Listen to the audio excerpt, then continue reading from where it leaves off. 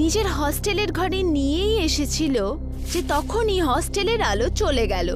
ও god, এত ঠান্ডায় light এক্ষুনি যেতে হচ্ছিল আর ভালো হিটারটাও বন্ধ হয়ে গেল। কোনো ব্যাপার না মারিয়া, আমি ক্যান্ডেল জ্বালিয়ে নিচ্ছি। একটু আস্তে বলো চার্লস, আমাদের হস্টেলের ওয়ার্ডেন খুবই স্ট্রিক্ট।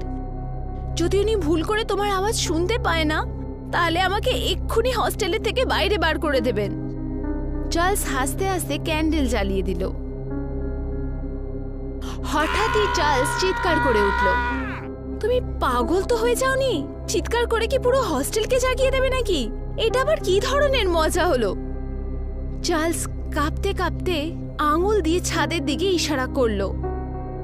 ওটা আবার কি মারিয়া? মারিয়ার নজর যেই রুমের ছাদের দিকে গেল তখন ভয় ওর গলা দিয়ে চিৎকার বেরিয়ে গেল। পরের দিন মারিয়া আর চার্লসের মৃতদেহ হস্টেলের চার্চের সামনে বানানো পুরনো কুয়ার সামনে পাওয়া গেল। এই ঘটনার 6 মাস পর এনা হাতে মার্কশিট নিয়ে নিজের ঘরে ঢুকলো আর নিজের বাবাকে দেখে খুশিতে বলল, ড্যাডি দেখো, আমি পুরো কলেজের মধ্যে টপ করেছি। এ তো খুবই ভালো কথা মা, আমি সব সময় তোমাকে নিয়ে গর্ব করতে পারি। তোমার যতটুকু পড়ার ছিল তুমি পড়ে নিয়েছো, এখন তোমার বয়স বিয়ের হয়ে গেছে। তুমি কি পাগল হলে নাকি? আমার মেয়েটা টপ করেছে বুঝলে, আমি ওকে এর পরেও পড়াশোনা করাতে চাই। তুমি তো আমার মনের কথা বলে দিলে ড্যাডি।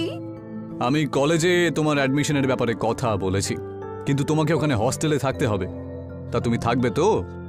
হ্যাঁ ড্যাডি, কেন পারবো না। এনা ওই দিনই নিজের বাবার সাথে একটা গার্লস হস্টেলে চলে এলো। হস্টেলের